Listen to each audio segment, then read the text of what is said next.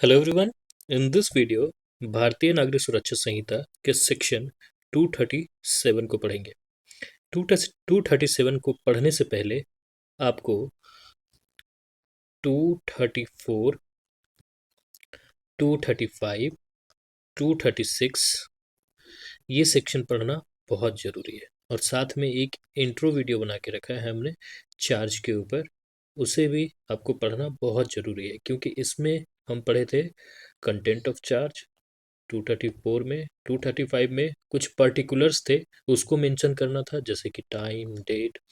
और 236 में आपको था कि जहाँ ज़रूरत पड़ेगा वहाँ पे केस का मैनर भी डिसाइड करना है, मैनर भी लिखना है। ऑफेंस जो हो रहा है उसके मैनर को भी स्टेट करना जरूरी है। चलिए, अब आज हम पढ़ते हैं 237। इसका टाइटल कहता है effect of error. Effect of error का मतलब है कि जब मजिस्ट्रेट, मालूम है ना, मजिस्ट्रेट मजिस्ट्रेट जो है वो चार्ज फ्रेम कर रहा होगा, ठीक है ना। और चार्ज फ्रेम करते वक्त मान लीजिए कि मजिस्ट्रेट से कोई एरर हो जाता है। अब वो कैसा एरर होता है, लेट से कुछ ऐड करना होता है लेकिन वो ऐड नहीं करता, या कुछ सब्सट्रैक्ट करना होता है, कुछ चार्जशीट से हटाना होता है, उसे हटाता नहीं है। तो यही दो तरह के एरर हो सकते हैं, ठीक है, चार्जशीट में। तो क्या होगा, तो ओके, तो no error in stating either the offense or the particular required to be stated in the charge, and no omission to state the offense or those particular shall be regarded at any stage of the case as material unless the accused was in fact misled by such error or omission and it has occasioned a failure of justice। ठीक है, अब इसको clear clear समझते हैं हम लोग एकदम बारीकी से। ओके, कहता ये है कि हम उसे ईरर नहीं मानेंगे। क्या कहता है, नो ईरर, हम ईरर मानेंगे ही नहीं अगर इस चार्जशीट से कोई चीज particular required to be stated, इस चार्जशीट में कुछ ऐड करना था।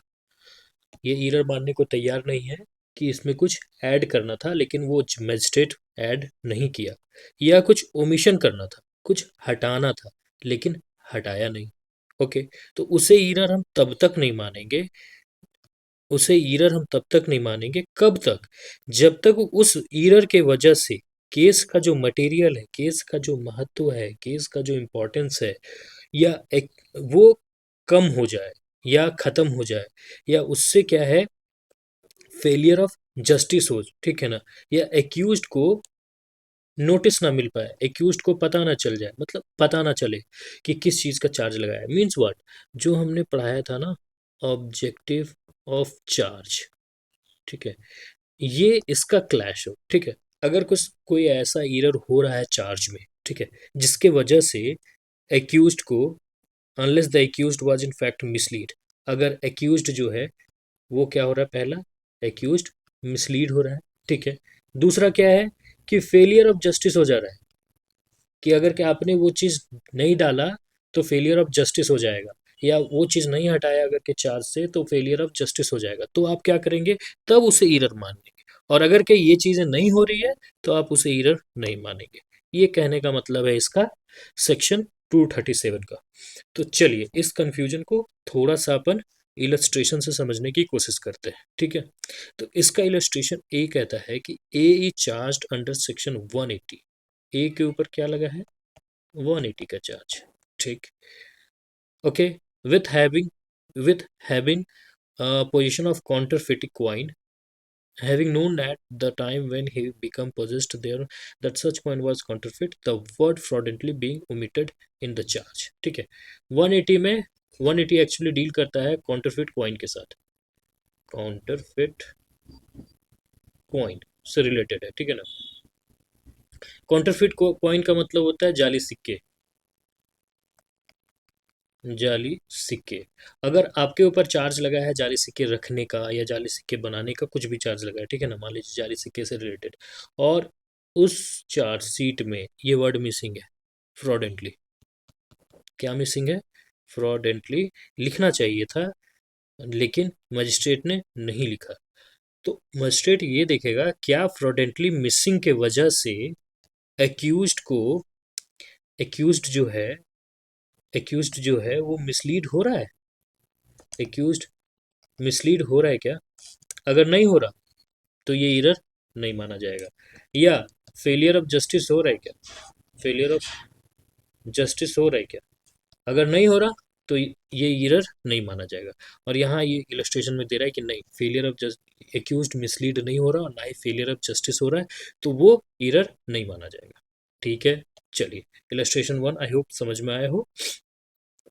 इलस्ट्रेशन बी कहता है, सॉरी इलस्ट्रेशन डी को समझने की कोशिश करते हैं। इलस्ट्रेशन डी कहता है कि ए चार्ज्ड विथ मर्डर ऑफ खुदा बख्श। ए के ऊपर किसका चार्ज लगा है? खुदा बख्श का। ठीक है, खुदा बख्श का। किस डेट को? 21 जनवरी को। In fact the murder of the person name was Haider बख्श।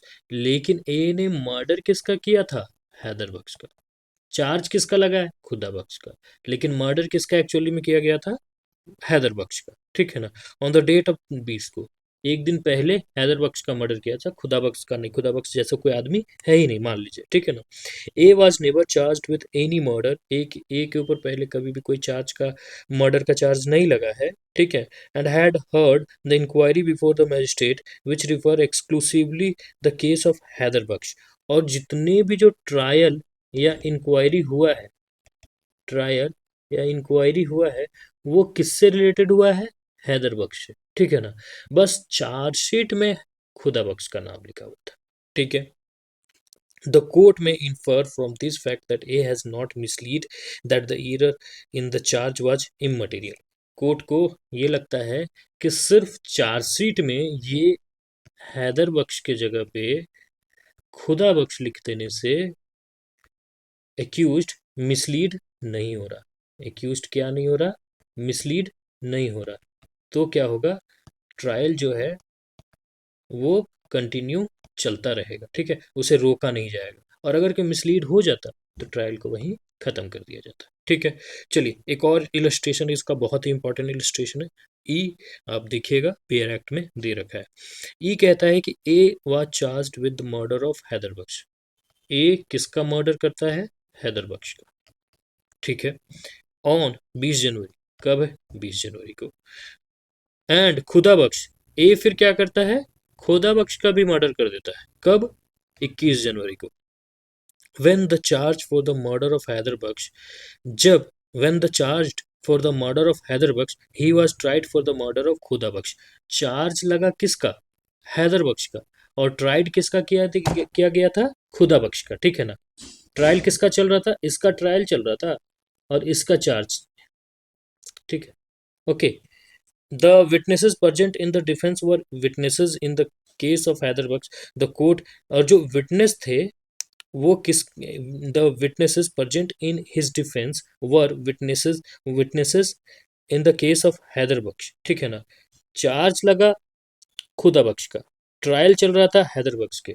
तो खुदा बख्श के ट्रायल में, ट्रायल में जो विटनेसेस हैं वो किसके आ रहे हैं? हैदर बख्श के। अब ये क्या मामला है भाई? तो पूरा कोर्ट क्या है? कंफ्यूज है। पूरा कोर्ट, एक्यूज्ड, डिफेंस काउंसिल, सारे कोई कंफ्यूज्ड है। ठीक है। द कोर्ट में infer that the A was misled. फिर कोर्ट को लगता है कि ये ब्लंडर मिस्टेक है और ए जो एक्यूज्ड है वो मिसलीड हो रहा है। हमारा जो एक्यूज्ड साहब है वो मिसलीड हो रहा है। That's why error was material. और ये एरर जो है ये मटेरियल है। तो क्या किया जाएगा? ट्रायल को वहीं ख़त्म कर दिया जाएगा। फिर नए तरीके से चार्ज फ्रेम होंगे एंड देन फिर ट्रायल चलेगा। ठीक है। तो ये था, बहुत ही कॉम्प्लिकेटेड सेक्शन है 237। और हम बहुत ही कोशिश किया कि इसको सिंप्लीफाइड वे में समझाने की। फिर भी अगर कोई डाउट बचता है आप कमेंट सेक्शन में पूछ सकते हैं, या कोई सुझाव है तो आप मुझे कमेंट में बता सकते हैं। Thank you. जय हिंद।